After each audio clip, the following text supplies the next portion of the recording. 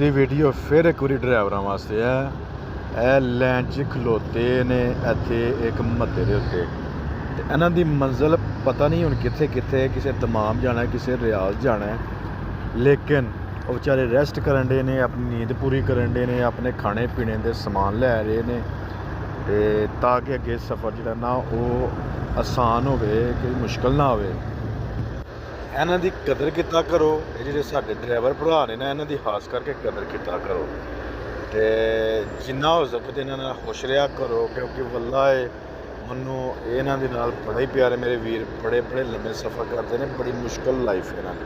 ਅੱਲਾ ਇਹਨਾਂ ਦੀ ਜ਼ਿੰਦਗੀ ਆਸਾਨ ਕਰੇ, ਇਹਨਾਂ ਦੇ ਰਿਜ਼ਕ 'ਚ ਇਜ਼ਾਫਾ ਕਰੇ, ਦਿਨ ਦੁਗਣੀ ਰਾਤ ਚੌਗਣੀ ਤਰੱਕੀ ਦੇਵੇ, ਤਾਂ ਕਿ ਇਹਨਾਂ ਦੀ ਜ਼ਿੰਦਗੀਆਂ, ਇਹਨਾਂ ਦੇ ਪਿਛਲੀਆਂ ਦੀਆਂ ਜ਼ਿੰਦਗੀਆਂ ਆਸਾਨੀ ਦੇ ਨਾਲ ਗੁਜ਼ਰਨ। ਆਮੀਨ।